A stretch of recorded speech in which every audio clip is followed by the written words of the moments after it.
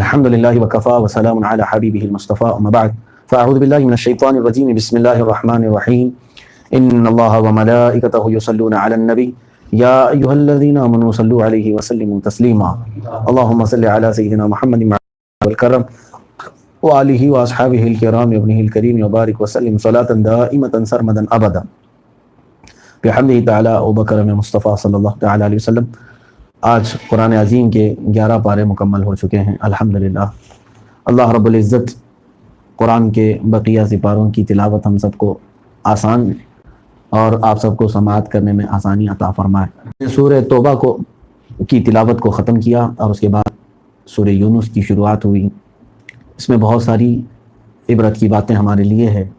اللہ تبارک و تعالیٰ نے یہاں پر صحابہ اکرام کی تعریف میں بیان فرمایا، وہ جو سب سے پہلے ایمان لانے والے صحابہ ہیں۔ اللہ نے فرمایا والسابقون الاولون من المہاجرین والانصار، سب سے پہلے ایمان لانے والے مہاجرین میں سے اور انصار میں سے، ان کے لیے اللہ تعالیٰ فرماتا ہے رضی اللہ عنہم ورضوا عنہ، وہ اللہ سے راضی ہوئے اور اللہ ان سے راضی ہوا۔ اعد اللہ لہم جنات تجری تحتها الانہار خالدین فیہا، اللہ تعالیٰ نے ان کے لیے باغیچے بنائے ہیں، جنتیں ہیں جن کے نیچے نہریں بہہ رہی ہیں، ان کے لیے بڑی کامیابی ہے۔ تو یہ ان لوگوں کی فضیلت میں بھی آیت ہے، اور کئی جگہوں پر آیتیں آئی ہیں ان صحابہ کے متعلق جنہوں نے حضور اکرم صلی اللہ تعالیٰ علیہ وسلم پر اپنی جانیں نچھاور کی۔ میرے عزیزو، اس زمانے میں یہ لوگ ایمان لائے، جیسے حضرت ابوبکر صدیق رضی اللہ تعالیٰ عنہ، سیدنا عثمان غنی رضی اللہ تعالیٰ عنہ، مولا علی شیر خدا رضی اللہ تعالیٰ عنہ، حضرت عمر فاروق رضی اللہ تعالیٰ عنہ، اور دیگر کئی صحابہ ہیں جنہوں نے شروع کے دنوں میں اسلام قبول کیا، حضرت عمار بن یاسر، حضرت بلال حبشی رضی اللہ تعالیٰ عنہ، اور حضرت عبداللہ ابن مسعود رضی اللہ تعالیٰ عنہ، دیگر کئی صحابہ ہیں۔ یہ سابقون الاولین میں آتے ہیں، یعنی شروع کے اسلام لانے والوں میں، اور ان میں سے تو اکثر وہ ہیں جنہوں نے کبھی میرے آقا صلی اللہ تعالیٰ علیہ وسلم سے کسی بات کی دلیل بھی نہیں پوچھی۔ ان کے مال متاع، ان کی جائیدادیں کفار نے ان کے سب ہڑپ لیے، لیکن وہ ٹس سے مس نہیں ہوئے، دین اسلام سے ذرا برابر بھی نہیں ہٹے۔ شروع میں ان لوگوں کی حضرت خباب رضی اللہ تعالیٰ عنہ کی شہادت ہوئی، حضرت عمار بن یاسر کی شہادت ہوئی، حضرت سمیہ کی شہادت ہوئی۔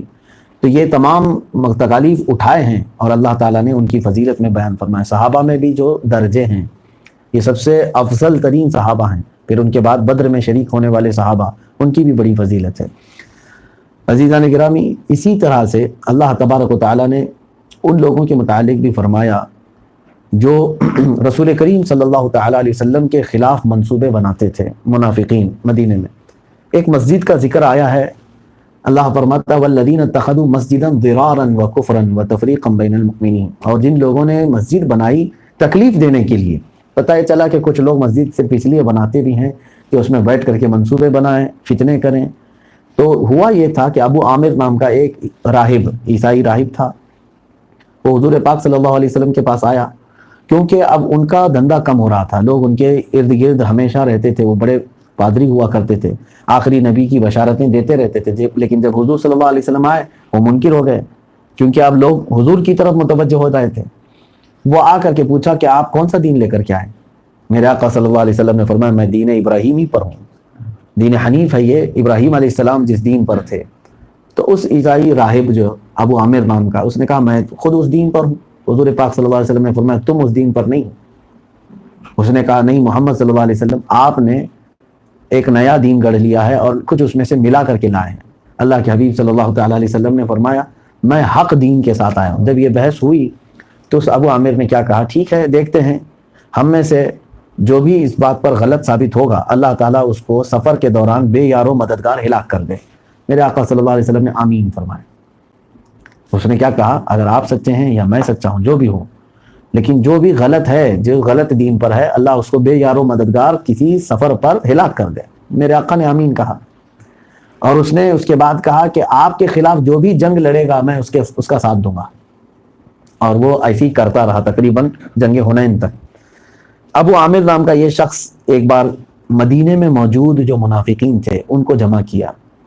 منافقین کیسے؟ یہ دکھتے نہیں تھے، یعنی چھپ کر کے پلاننگ کرتے تھے، منصوبے کرتے تھے، نام تو مسلمان، اور حضور پاک صلی اللہ تعالیٰ علیہ وسلم کے آپ کی اقتداء میں نماز بھی پڑھتے تھے، ساری چیزیں۔ تو اس نے کچھ منافقین کو جمع کیا اور کہا کہ ایک الگ مسجد بناؤ ہمارے لیے، جہاں بیٹھ کر کے ہم خفیہ پلاننگ کریں گے، کیونکہ محمد صلی اللہ علیہ وسلم آنے کے بعد مدینے میں سب سے پہلے مسجد ہی انہوں نے بنایا تھا، تو ہم ان کو گرانے کے لیے بھی مسجد ہی بنائیں گے۔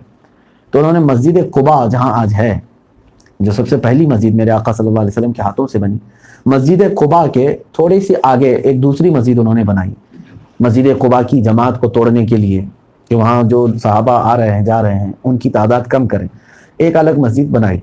اور میرے آقا صلی اللہ تعالیٰ علیہ وسلم کو آ کر کے انہوں نے کیا کہا، ہم نے بوڑھوں، کمزوروں، ضعیفوں کے لیے ایک الگ سے مسجد بنائی تاکہ ان کو مسجد قباء جانے تک کی تکلیف نہ ہو، مسجد نبوی آنے تک کی تکلیف نہ ہو۔ اللہ کے حبیب صلی اللہ علیہ وسلم سے ان لوگوں نے آ کر کے یہ کہا کہ ایک بار آپ بھی چلیں ہماری مسجد میں نماز پڑھ لیں۔ رسول پاک صلی اللہ علیہ وسلم نے فرمایا ابھی تو میں تبوک کے لیے جا رہا ہوں، تبوک جہاں جنگ تبوک ہوئی مدینہ طیبہ سے بھی وہ تقریباً 800 یا 900 کلومیٹر دور ہے آج کے زمانے میں۔ حضور پاک صلی اللہ تعالیٰ علیہ وسلم سفر پر تھے، آپ نے فرمایا میں سفر سے واپس ہوں گا تو اللہ کی مرضی ہوئی تو میں اس مسجد میں بھی نماز پڑھوں گا۔ رسول کریم صلی اللہ تعالیٰ علیہ وسلم جب سفر سے واپس تشریف لائے، پھر وہ آئے ہماری مسجد چلیے، انہوں نے پلاننگ کی ہوئی تھی میرے آقا صلی اللہ تعالیٰ علیہ وسلم کے خلاف منسوب ہوں گے، لیکن کھل کر کے وہ نہیں آ سکتے تھے کیونکہ مدینے میں آپ میرے آقا صلی اللہ علیہ وسلم کی سلطنت تھی، صحابہ کثرت سے تھے اور معاہدے کے ساتھ دوسرے لوگ رہ رہے تھے، تو منافقین کھل کر کے نہیں کر سکتے تھے، اس طرح چھپ کر کے انہوں نے مسجد بنائی تھی۔ آیت نازل ہو گئی رسول کریم صلی اللہ علیہ وسلم پر، والذین اتخذوا مسجدا ضرارا وکفرا، اللہ نے فرمایا جو لوگ مسجد بنائے ہیں تکلیف دینے کے لیے اور کفر پھیلانے کے لیے اور مومنین کے درمیان فتنہ و فساد ڈالنے کے لیے، تو حضور صلی اللہ تعالیٰ علیہ وسلم کو اللہ نے فرمایا لا تقم فیہ ابدا، اس مسجد میں آپ ہرگز نہ جائیں، آپ اس مسجد میں نہ جائیں۔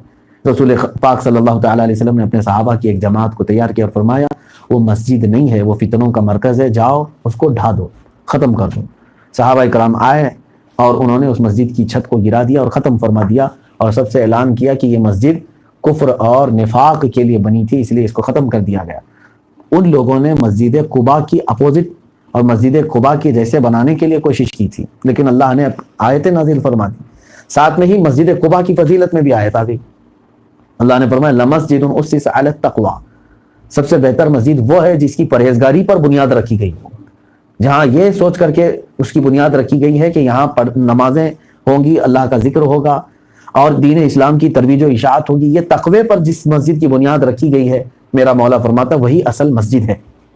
اس کا مطلب یہ ہوا اب وہ مسجد ضرار اس کا نام رکھا گیا کیونکہ قرآن میں اس کا تذکرہ اس طرح سے آیا، وہ ختم کر دی گئی۔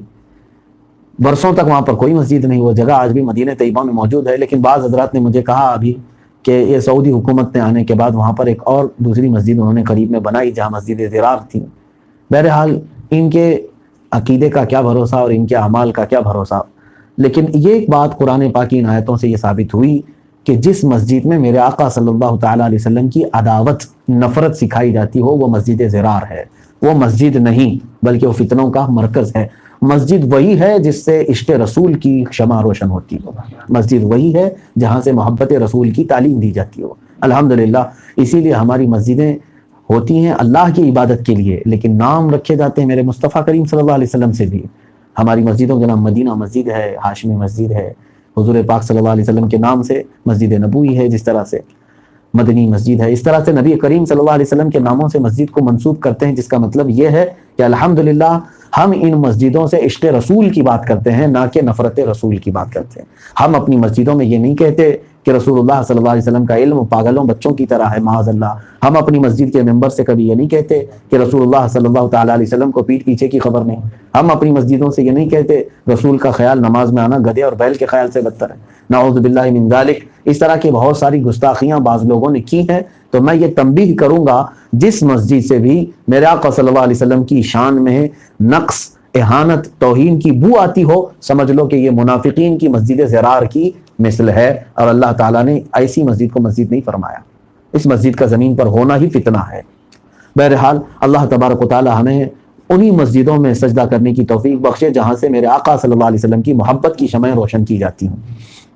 ہم نے آج تلاوت میں اس بارے میں اور بھی کئی آیتیں تلاوت کی ہیں۔ ایک آیت ہے اللہ رب العزت فرماتا ہے ان اللہ اشتری من المؤمنین انفسهم واموالهم بان لهم الجنہ، اللہ تعالیٰ نے ایک سودا کیا ہے، سودا خرید و فروخت کو کہتے ہیں، اللہ خود فرما رہا ہے ان اللہ اشتری من المؤمنین، بے شک اللہ تعالیٰ نے مومنوں سے خرید لیا، مومنوں سے خرید لیا، انفسہم و اموالہم، ان کی جانوں کو اور ان کے مال کو، یعنی تمہاری جان اور تمہارے مال تم اگر اللہ کو بیچنا چاہتے ہو بیچ دو، اللہ خرید رہا ہے۔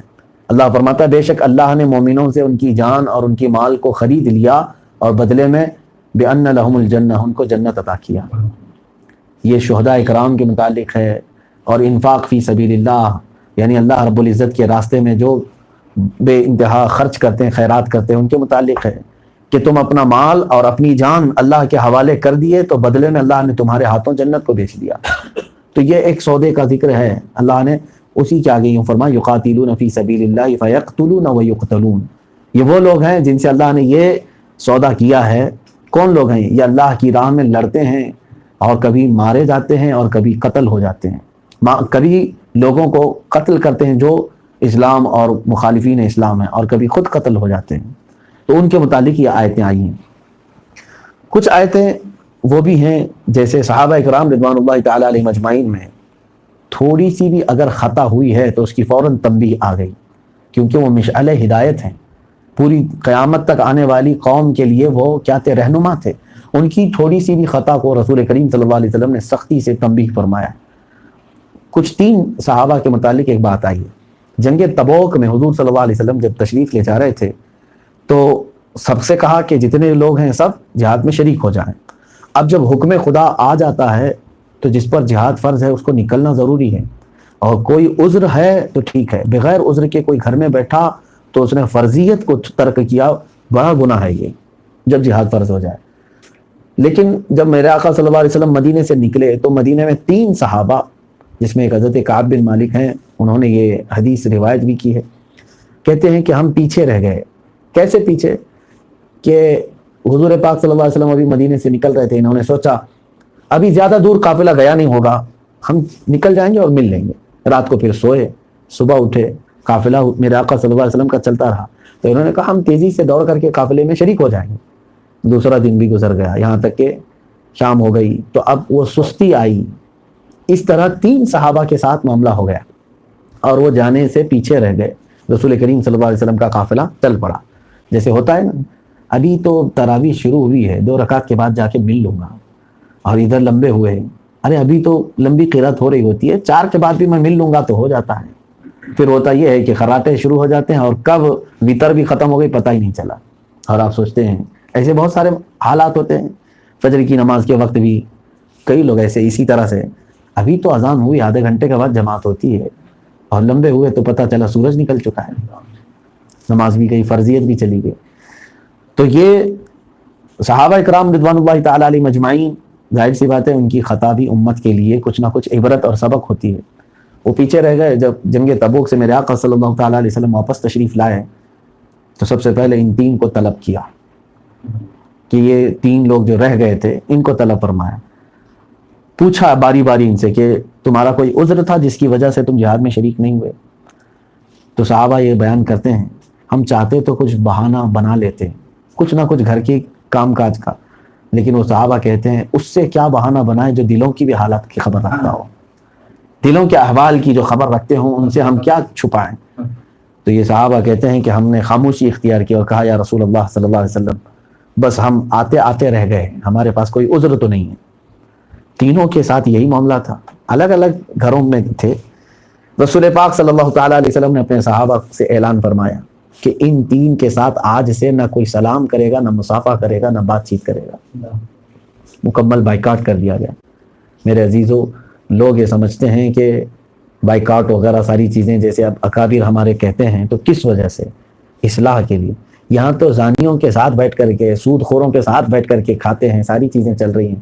وہاں ایک چھوٹی سی خطا پر صحابہ اکرام کو منع کیا، اور وہ صحابہ حضور کے فرمان پر ایسے عمل کرتے تھے، ایسے عمل کرتے تھے، اللہ کی پناہ، برسوں کی شرح کو انہوں نے توڑ دیا صرف ایک اعلان پر۔ اب یہاں جب اعلان ہو گیا کہ ان تینوں سے، تو ان کے گھر والے حتیٰ کہ ان صحابہ کی بیویاں تک اپنا منہ پھیر لیں کہ رسول پاک صلی اللہ علیہ وسلم کا فرمان آیا ہے، حکم آیا ہے، ہم آپ سے بات نہیں کر سکتے۔ یہاں تک کہ یہ صحابہ کہتے ہیں کہ اتنا روئے وہ، کیونکہ مسجد میں آتے بھی تو کوئی ان کی طرف دیکھتا نہیں، نماز پڑھتے چلے جاتے۔ یہ حضرت کعب بن مالک فرماتے ہیں اس طرح کے دن گزرتے رہے، پورا دن کاٹنا میرے لیے مشکل تھا، رات کٹتی نہیں تھی، نہ کوئی ان سے مسکراتا بات کرتا، گھر والے تک. اور سب سے بڑی مصیبت تو یہ ہے کہ رسول خدا صلی اللہ علیہ وسلم ہماری طرف نہیں دیکھتے. اس طرح ان پر 40 دن گزر گئے. کہتے ہیں وہ زندگی کے سب سے کٹھن دن تھے. روتے روتے ان کے حلقے پڑ گئے تھے، اتنا روئے. 40 دن کے بعد یہ 3 صحابہ اتنا روئے تھے کہ رب تعالیٰ ان پر رحم فرمایا. اللہ رب العزت نے اپنے حبیب پاک صلی اللہ علیہ وسلم پر یہ آیتیں نازل فرمائیں. وعلى الثلاثة الذين خلفوا حتى إذا ضاقت عليهم الأرض بما رحبت. وہ 3 لوگ جو پیچھے رہ گئے تھے آپ سے، یہاں تک کہ ان پر زمین تنگ ہو گئی ان کے کرنے کی وجہ سے. ظاہر سی بات ہے زمین تنگ ہونا یہی ہے کہ سارے لوگ جب چھوڑ دیں تو زمین تو تنگ ہی ہو گئی ہے، دنیا بہت چھوٹی ہو جاتی ہے اس کے لیے. اللہ تبارک و تعالیٰ نے فرمایا کہ اس کے بعد پھر ان صحابہ نے جو توبہ کی اللہ رب العزت کو پسند آئی. اللہ تبارک تعالیٰ نے اپنے حبیب صلی اللہ تعالیٰ علیہ وسلم سے فرمایا کہ انہیں معاف کر دیا جائے. ثم تاب علیہم لیتوبوا. اللہ تعالیٰ ان پر رجوع فرمایا تاکہ وہ توبہ کریں. اللہ نے اپنی رحمت سے ان کی طرف توجہ فرمائی. ان اللہ هو التواب الرحیم. بے شک اللہ توبہ قبول کرنے والا اور رحم کرنے والا. اللہ کے حبیب صلی اللہ تعالیٰ علیہ وسلم نے ان صحابہ کو واپس بلایا اور فرمایا بشارت ہو تم سب کو کہ اللہ نے تمہاری توبہ قبول فرمائی. حضرت کعب بن مالک فرماتے ہیں میں نے پوری زندگی میں اس سے بڑا خوشی کا دن کبھی دیکھا ہی نہیں جب اللہ کی طرف سے ہمارے لیے توبہ کی قبولیت اور میرے مصطفیٰ کریم صلی اللہ علیہ وسلم کی طرف سے بلاوا آیا. تو پھر کوئی دوسری عید کا دن میرے لیے اتنی خوشی کا نہیں آیا جتنا اس دن آیا تھا. تو یہاں سے یہ پتہ چلا کہ رسول کریم صلی اللہ تعالیٰ علیہ وسلم نے تنبیہ کے لیے، اصلاح کے لیے یہ بائیکاٹ جو فرمایا یہ نہیں ہے کہ ان کے اوپر ظلم ہے، بلکہ یہ ایک طریقہ ہے اسلام کا. آج میرے عزیزو اسلامی سلطنت نہیں ہے ہمارے ہاں، اسلامی حکومت نہیں ہے. ہمارے ہاں برائیاں ختم کیوں نہیں ہوتی جانتے ہیں آپ؟ اس کی وجہ یہ ہے کہ ہم برائی کرنے والوں کے ساتھ شانہ بشانہ کھڑے رہتے ہیں، مسافر معانقے سب کرتے ہیں. تو اس برائی کرنے والے کو کبھی احساس ہی نہیں ہوتا کہ میں کچھ برا کر رہا ہوں. ایک بار اگر پورا محلہ مل کر کے کسی سود خور سے کنارہ کش ہو جائے، نہ اس کو دعوت میں بلائے، نہ وہ اس کی دعوت میں کوئی جائے، نہ اس سے کوئی مصافحہ کرے، تو پھر اس کو خود احساس ہونے لگے گا کہ میں کیسے جماعت سے کٹا ہوا آدمی ہوں. مجھے توبہ کرنا چاہیے کہ میری قوم کے لوگ مجھ سے نفرت کر رہے ہیں. تو اس طرح سے یہ ایک طریقہ ہے کہ اسے احساس دلانے کے لیے، نہ یہ کہ دشمنی کے لیے. ایسے بہت سارے معاملات آج شرابی ہیں، زانی ہیں، سود خور ہیں، یہ سب محلوں میں پنپ رہے ہیں اور کثرت سے. بلکہ یہ تو ٹھٹا مار کر کے محلے میں ہنستے گھومتے رہتے ہیں، ان کو کوئی شرم و حیا بھی نہیں ہوتی. حد تو یہ ہے کہ آپ مسجدوں کے متولی اور صدر بھی وہی بنے ہوئے ہیں، وہ بیٹھ کر کے فیصلے کرتے ہیں، تم کہاں ان کا بائیکاٹ کر پاؤ گے. یہ تمام ہمارے ڈس بیلنس ہونے کے علامات ہیں. معاشرے کا پورے طور پر درہم برہم ہونے کا یہی سسٹم ہے کہ ہم نے ظاہر سی بات ہے ایک بات سمجھ کر کے چلیں کہ اچھے اگر بروں کو برائی کرتے ہوئے دیکھنا، ایک ہے برا آدمی جس نے زنا کیا، چوری کیا، شراب پیا، جوا کھیل رہا ہے، سود کھا رہا ہے، فرمایا گیا کہ اس کا گناہ اس کے ساتھ ہے.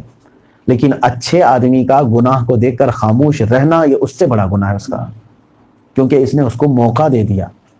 خاموشی جو ہے لوگوں کو برائی کرنے کی سہولتیں دیتی ہے، خاموشی. اسی لیے کہتے ہیں نا ہمارے ہاں کے عرف میں جو ہے ایک محاورہ بولا جاتا ہے، کھلی تٹی کتوں کا راج. یعنی جب میدان کھلا پڑا رہتا ہے، لوگ جاتے آتے نہیں، کچھ بھی نہیں، تو وہاں کتے ہی راج کرنے لگ جاتے ہیں. ہاں لیکن اگر لوگ ڈنڈے کے ساتھ گھومتے پھرتے ہیں تو کتے اس طرح سے اپنا مسکن نہیں بناتے. یہی حال آج معاشرے کے ساتھ بھی ہے کہ جو اچھے ہیں، جو برائیوں سے بچے ہوئے ہیں، وہ یہ سوچتے ہیں میں کیوں کسی کو بول کے برا ہو جاؤں. نہ، تم اپنی ذمہ داری ادا کرو.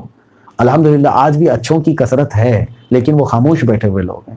برائی کرنے والے چند ہیں، ان کی اصلاح کے لیے یہ کوششیں ہونی چاہیے. اللہ ہم سب کی اصلاح عطا فرمائے. یہ سورہ توبہ کی آخری آیت ہے. اگرچہ کل میں نے جیسے بتایا تھا کہ سورہ توبہ کی شروع کی آیت غضب ہے، اللہ تعالیٰ کا غضب ہے، اس میں مشرکین کا ذکر ہے. لیکن سورہ توبہ کا ختم جہاں ہوتا ہے وہ آیت رحمت ہے. لَقَدْ جَاءَكُمْ رَسُولٌ مِّنْ أَنفُسِكُمْ عَزِيزٌ عَلَيْهِ مَا عَنِتُّمْ. اللہ تعالیٰ نے میرے نبی صلی اللہ علیہ وسلم کی تعریف میں فرمایا بے شک تمہارے پاس وہ رسول آیا جس کو تمہارا تکلیف میں پڑنا دیکھا نہیں جاتا. وہ رسول گوارا نہیں کرتے کہ تم تکلیف میں پڑو، یعنی ان کے اوپر یہ شاق ہے، دشوار ہے، وہ اپنی امت کو تکلیف میں نہیں دیکھ سکتے. حریص علیکم بالمؤمنین، وہ تمہارے ایمان کی سب سے زیادہ طلب رکھتے ہیں. رؤوف الرحیم، نہایت ہی نرم دل والے، شفقت کرنے والے رسول تمہارے پاس آئے. اللہ نے اپنے رسول صلی اللہ علیہ وسلم کی 3 اوصاف اس آیت میں بیان فرمائے. پہلا تو یہ ہے کہ تمہارا تکلیف میں پڑنا اس رسول کو گوارا نہیں، دوسرا یہ کہ وہ تمہارے ایمان کی طلب رکھتے ہیں ہمیشہ کہ تم ایمان لے آؤ، تیسرے یہ کہ نہایت ہی نرم دل، شفقت کرنے والے۔ یہ تینوں میرے آقا صلی اللہ علیہ وسلم کی سیرت میں آپ پڑھو گے تو ہر جگہ نظر آئیں گی، ہر جگہ نظر آئیں گی، حتیٰ کہ وہ اپنی امت کے لیے اس قدر میرے آقا صلی اللہ علیہ وسلم اپنے رب سے دعائیں کرتے تھے۔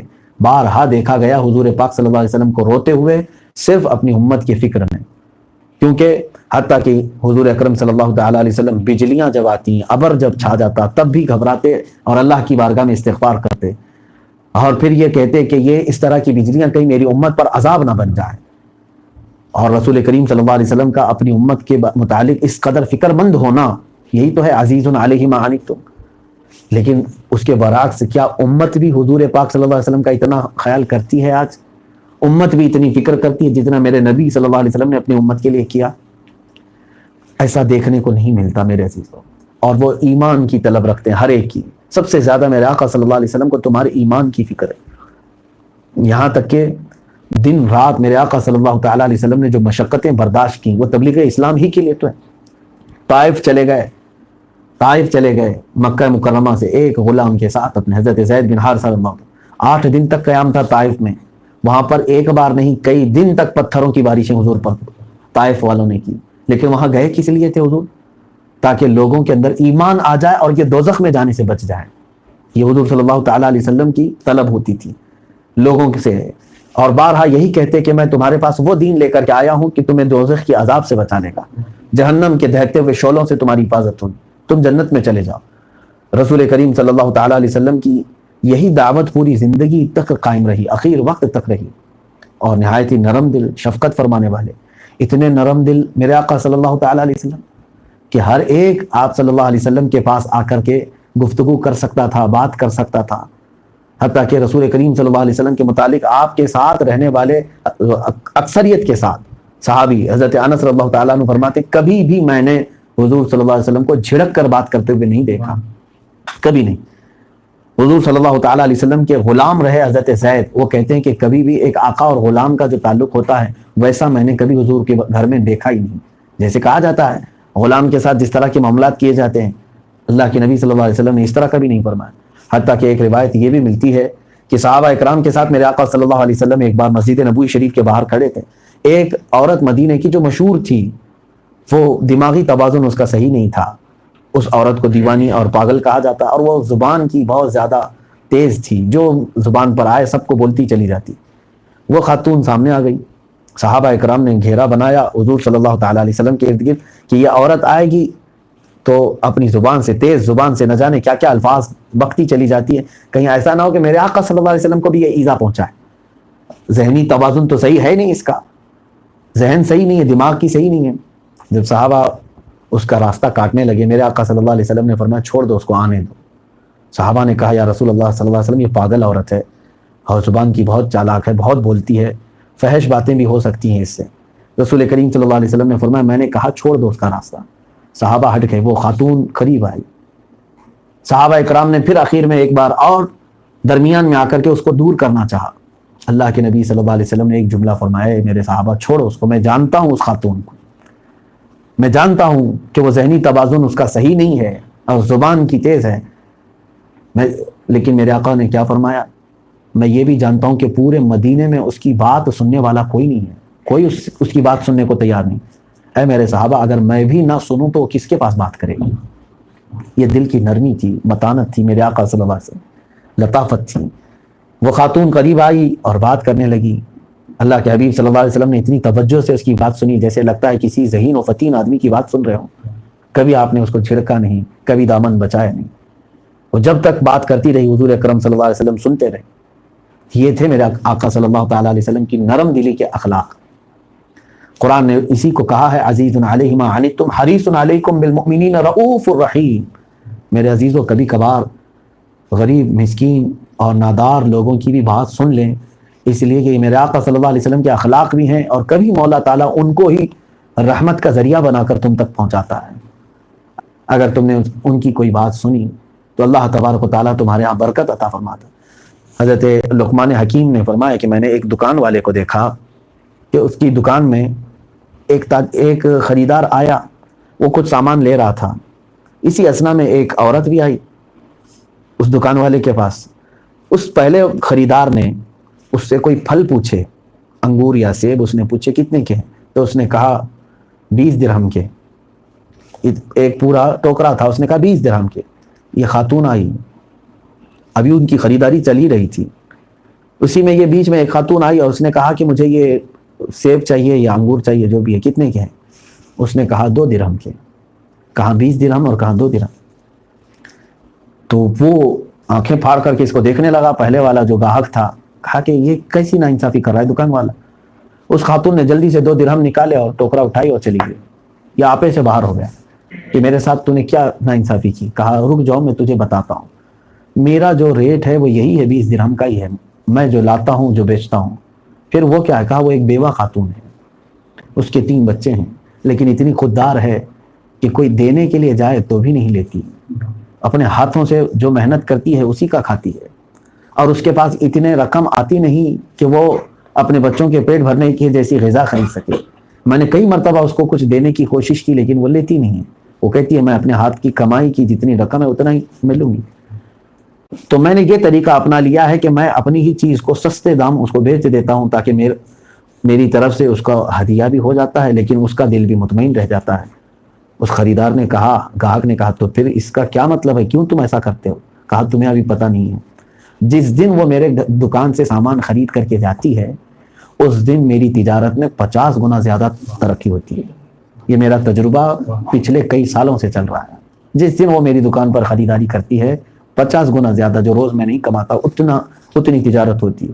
میرے عزیزوں، کبھی کبھار اللہ تعالیٰ مسکینوں کو تمہارے لیے برکت کا ذریعہ بنا کر بھیجتا ہے، رحمت کا ذریعہ بنا کر بھیجتا ہے، تو دل کی نرمی ہو تو ہم جھڑکیں گے نہیں، ان سے ہم نرم گوئی سے بات کریں گے۔ اللہ تبارک و تعالیٰ ہمیں اخلاق رسول عطا فرمائے۔ اور بھی بہت ساری آیتیں ہیں جو تلاوت ہم نے کی ہیں۔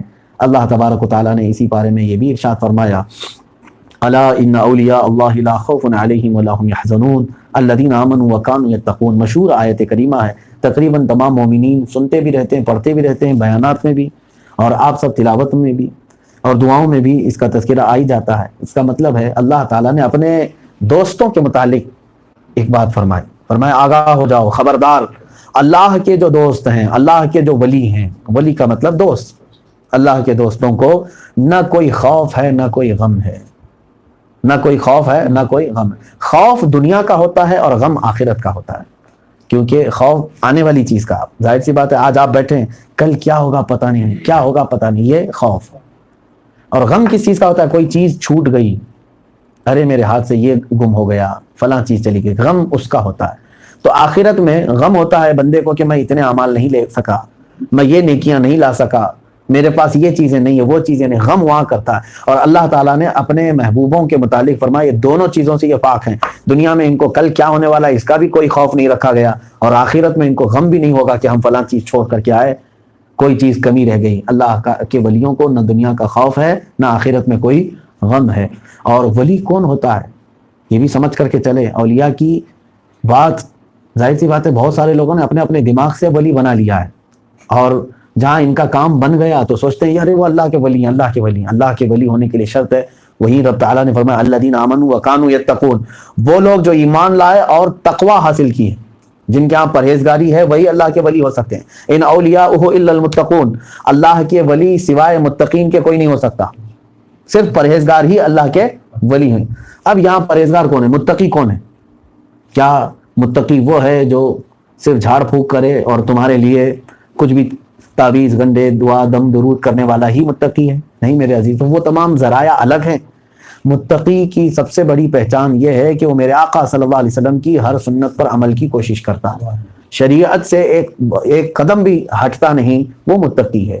یہاں ایسے ایسے باباؤں کو ولی بنا کر کے بیٹھے ہوئے ہیں جن کا نہ سر کا پتہ ہے نہ پیر کا پتہ ہے، ایسے جو حرام کاریوں میں مبتلا ہیں ان کو بھی بابا پیر و مرشد اور ولی بنا کر کے لوگ تصور کر کے بیٹھے ہوئے ہیں۔ عزیزان گرامی، وہ ولی ہو ہی نہیں سکتا جو میرے آقا کی شریعت سے سر منہ انحراف کرتا ہو۔ یہاں لوگوں کی نمازوں پر نمازیں ہیں، کئی ایسے پیر بیٹھے ہوئے ہیں وہ قوالیوں میں مست ہیں، ادھر اذان بھی ہو رہی ہے، جماعت بھی ہو رہی ہے، نماز بھی ہو رہی ہے، اور یہ کہتے ہیں ہم نمازیں، وہ الگ مسئلہ ہے، ہم طریقت والے لوگ ہیں۔ عزیزان گرامی وقار، ان نمازوں کو میرے آقا صلی اللہ علیہ وسلم نے اپنے آخری وقت تک قضا نہیں فرمایا. جب آپ بستر علالت پر تھے تب بھی میرے آقا صلی اللہ علیہ وسلم صحابہ کو امامت کرانے کے لیے آ گئے تھے. اور یہ آج کے زمانے کے یہ لوگ کہتے ہیں ہم طریقت والے نمازیں ہماری الگ ہو جاتی ہیں. یہ سب شیطانی جال ہے. ایسے لوگوں کو قطعاً اللہ کا ولی نہ سمجھنا. تو اللہ کا ولی وہ ہے جو تمہارے دلوں میں اللہ کی محبت بھر دے اور تمہیں شریعت مصطفیٰ صلی اللہ تعالیٰ علیہ وسلم کے سارے راستے تمہیں دکھا دے. وہ اللہ کا ولی ہے. یہاں تن آسانی کے لیے، جسم کی آسانی کے لیے لوگوں نے ایسے طریقے ڈھونڈ لیے ہیں کہ نماز چھوڑ دو، بس تم جو ہے ڈھول بجاتے بیٹھے رہو، تمہارے سارے گناہ معاف ہو جائیں گے. معاذ اللہ رب العالمین. اللہ تبارک و تعالیٰ اس طرح کے دوغلے پن سے اور شیطانی صفات، ایسے جعلی پیروں سے ہماری سب کی حفاظت فرمائے. رب کریم ہم سب کو سچے رہنما، رسول کریم صلی اللہ علیہ وسلم کی شریعت کے سچے تابع دار علماء، ائمہ، پیران نظام، مشائخ نظام، اولیاء، صوفیہ کی صحبت نصیب فرمائے. ان کی قیادت میں مولا تعالی ہماری زندگی کو کامل فرمائے. وآخر دعوانا ان الحمد للہ رب العالمین.